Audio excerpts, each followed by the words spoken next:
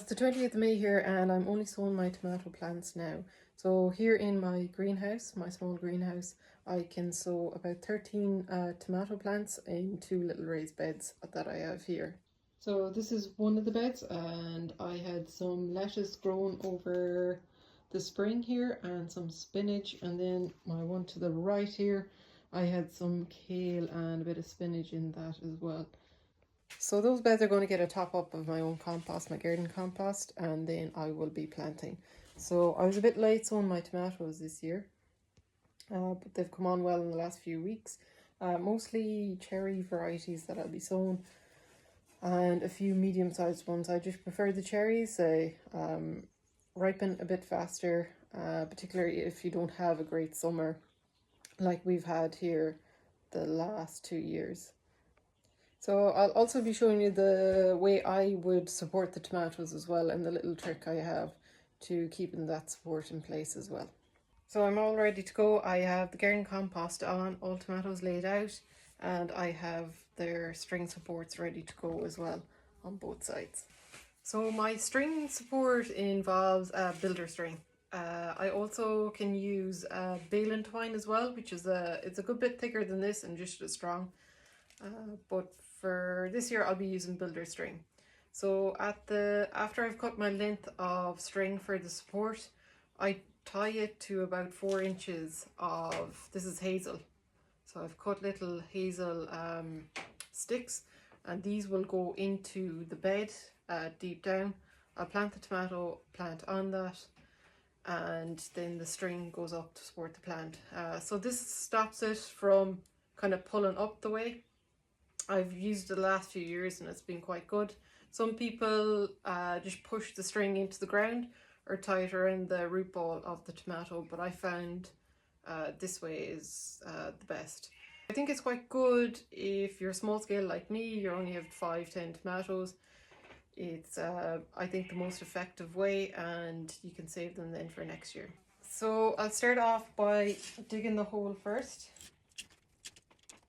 Then what I do, so my string is tied around the little hazel twig, so I push that down into the bed at an angle, so it's sitting down into the bed.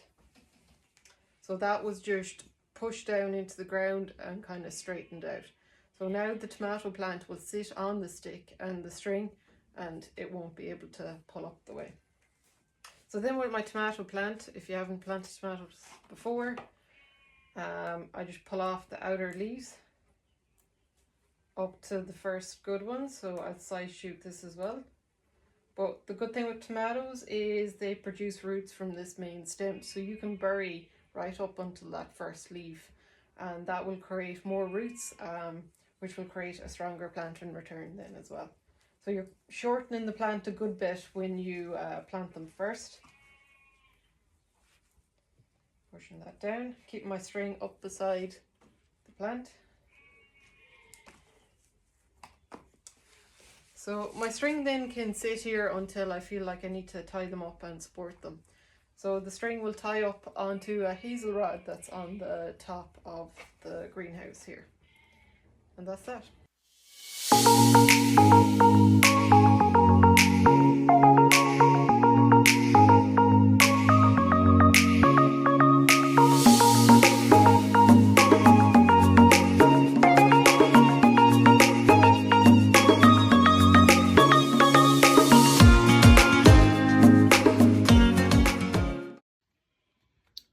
So all tomatoes up and strings up as well. What I like to do every year as well is plant basil between every tomato plant here as well. But first, one thing I would like to do this year that I haven't done any other year is mulch. So wool is a resource I have available because I come from a sheep farm. And I've never actually used wool as a mulch, very little. So if you follow me on social media, you know I mulch quite a bit out in my outdoor beds with various different materials, but wool is available to me. I've seen a few people use it, particularly with tomatoes as well. So I'm going to give it a go this year.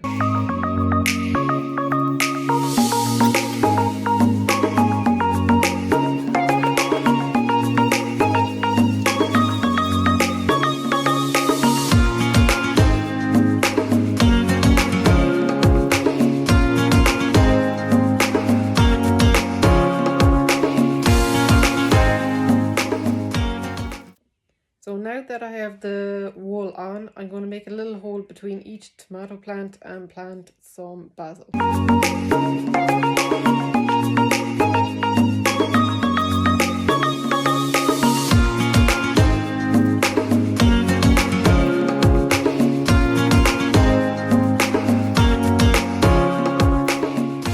There you have it, tomatoes planted with basil and wool as a mulch.